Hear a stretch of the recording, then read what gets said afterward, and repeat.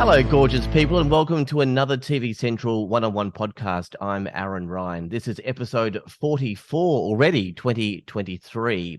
Building upon the phenomenal success of its first season, Parental Guidance is set to elevate the spotlight on parenting, the world's toughest gig. The show is once again hosted by Ali Langdon and Dr. Justin Coulson.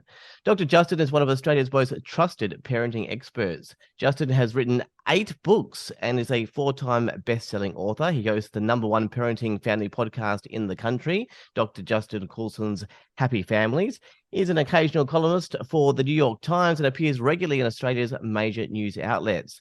Justin and his wife, Kylie, have 6 daughters and live on the Sunshine Coast in Queensland. Dr. Justin Coulson joins me now here at TV Central. Thank you for joining me. Hey, it's so good to be with you, Aaron. All right. Well, congratulations on the success of season 1. There were lots of styles there. Strict, nature, attachment, routine, French tiger, homeschool, helicopter, free range, and disciplined. Penny and Daniel won the first season with their free range style of parenting. Through your own experiences, I guess, research, study, and just watching the season and being part of it, were you surprised with the result? I don't know that there was any surprises. The way that this TV show works is it's a beautiful form of non-exploitative reality TV where we get to see the hearts of people, the hearts of parents, and how much love they have for their kids.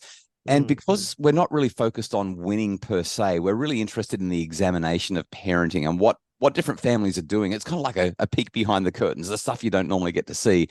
Each of the families in the room are kind of just saying, well, we really like the way they did that, or we really admire or learn from that parenting style over there. So yes, we're calling it a winner, but I'm inclined to downplay the whole idea of winning parenting style or best parenting style.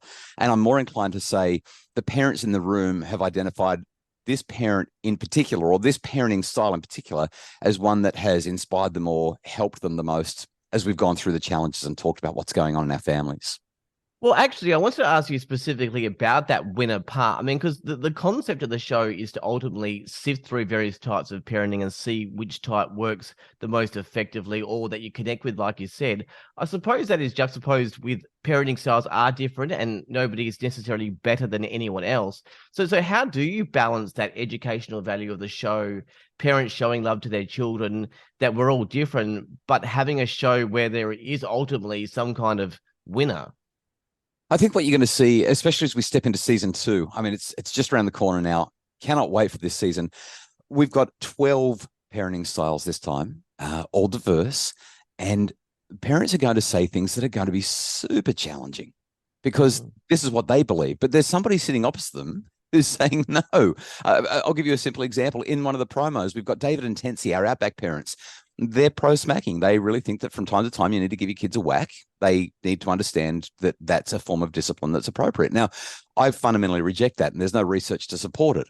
But my job is not to point fingers at people. My job is to listen, facilitate, and then maybe say something towards the end once everyone's been able to have their say. As David and Tensi talk about this, there are parents on the other side of the room who are saying, no, that's not okay. What we're really trying to create here is an atmosphere where it's completely fine for parents to have their own opinions, but it's also important that other parents can share theirs and challenge, question, provoke, do these things so that we can understand ourselves as viewers better and understand what we're doing in our homes and maybe even have a clear rationale.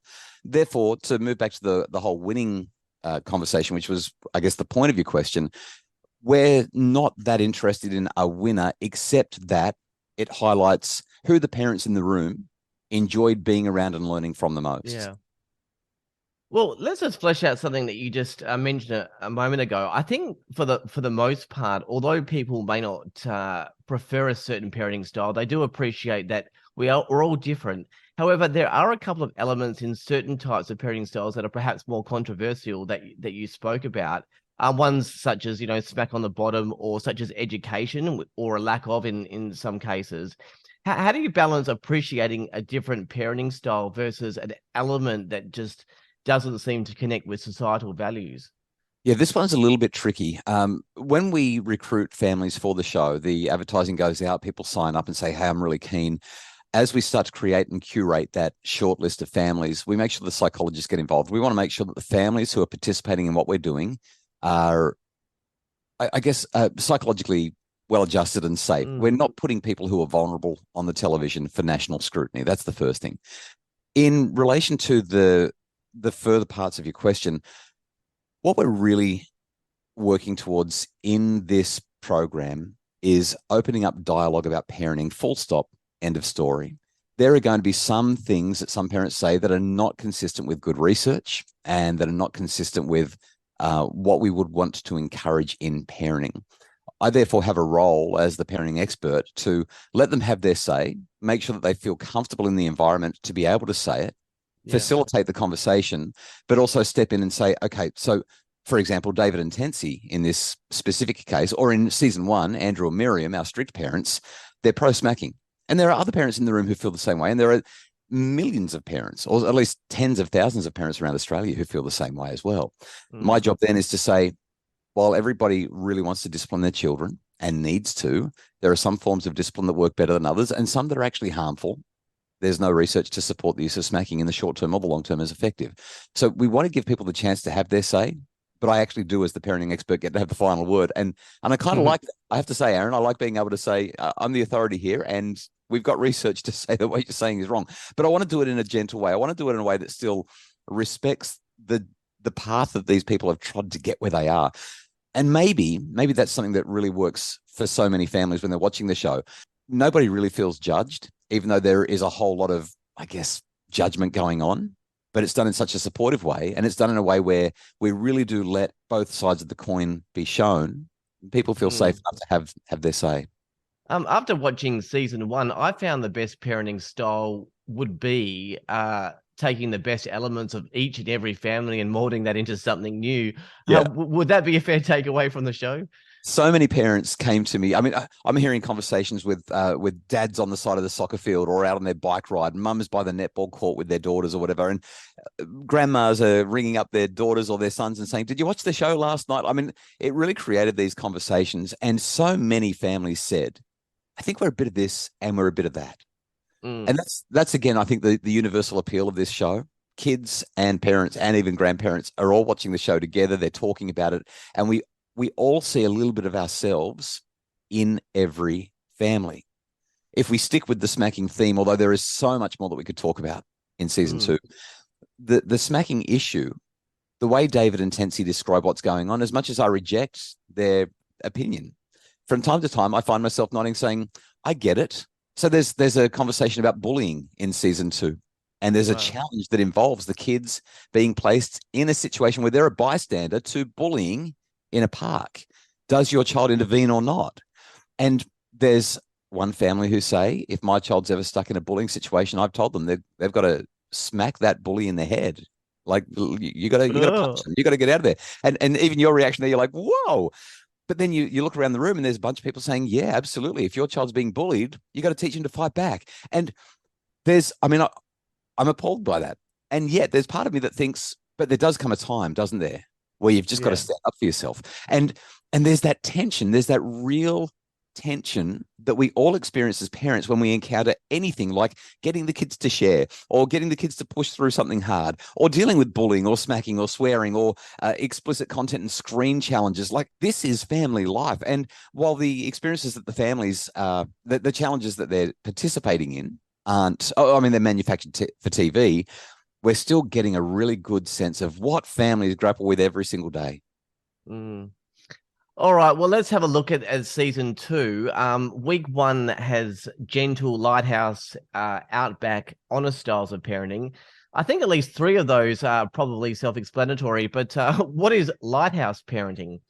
Yeah, so the Lighthouse parents, Sammy and Jason, they set themselves up on a hill, if you will. The kids can look to them for guidance, but the kids are really, they're trying to do it for themselves, and they're trying to give their kids as much autonomy as possible.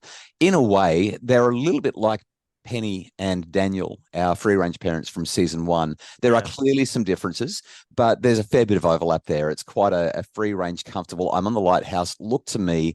I guess the difference is they really want to be an example for their kids, whereas Penny and Daniel are much more, hey, kids, just go for your life, figure it out, and we're here if you need us.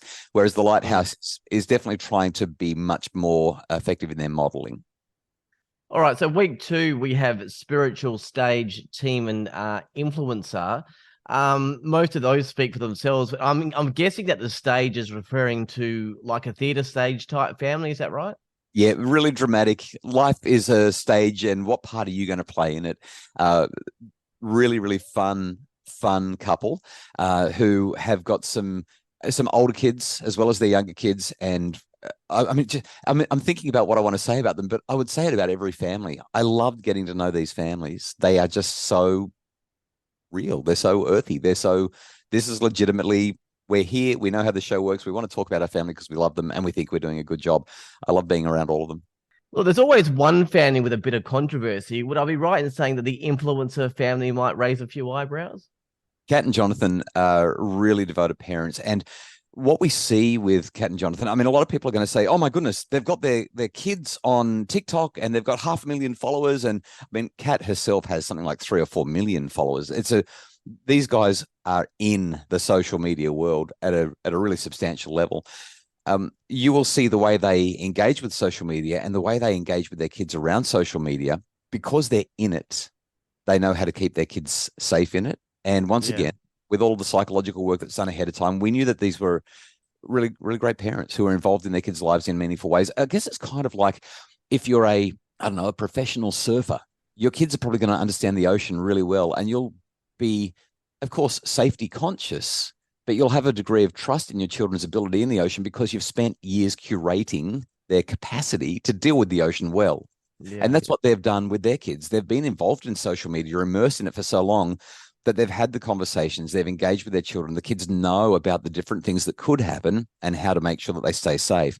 What I love about this is it sets an example for all of us as parents. When we're watching the show, it's like, okay, if my kids are in the social media world, I need to know what's going on.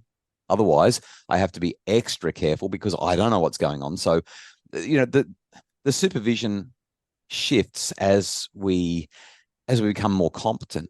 But they're absolutely there. I think they'll raise a lot of eyebrows, but gee, when I watched them, I thought they're doing a good job. All right, and week 3 has slow, American, road school, and unstructured. I mean, slow seems obvious because I don't know what that word means, but what kind of parenting is slow parenting?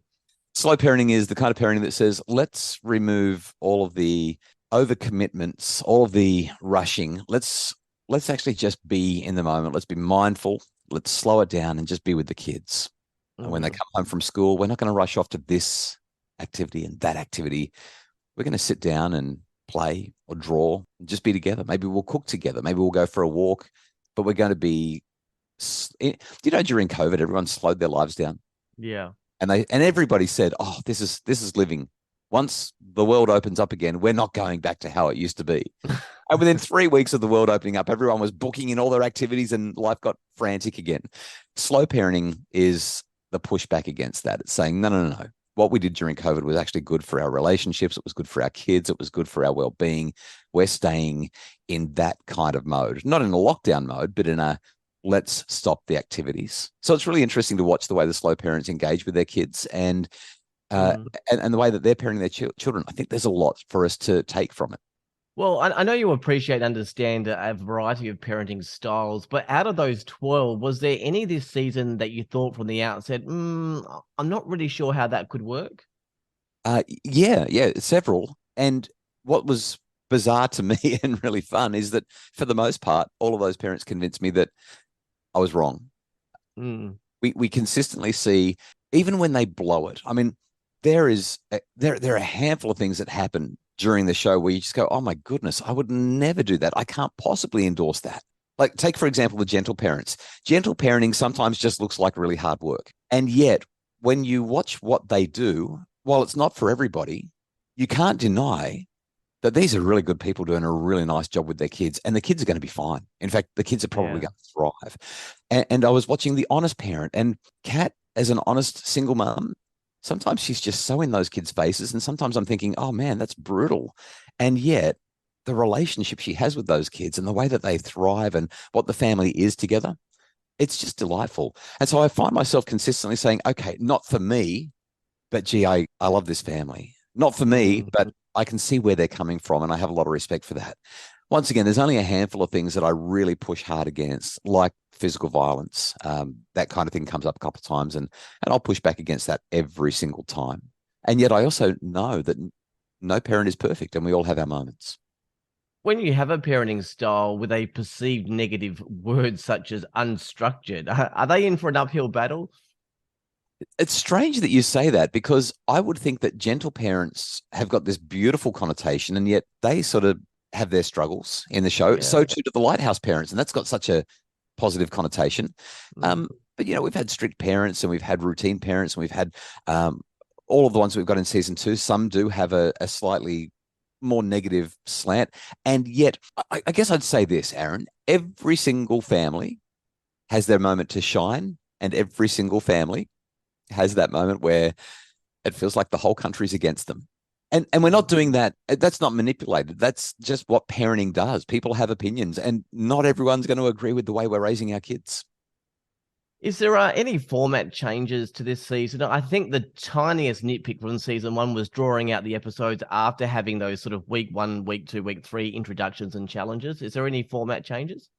So the big house that happened in season 1, when we got the 4 finalists together in the big house, Yep.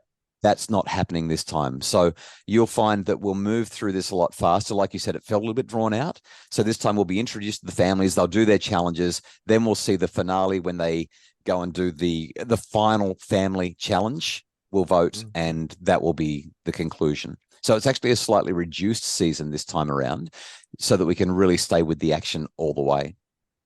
All right, I have to ask, 6 daughters, wow.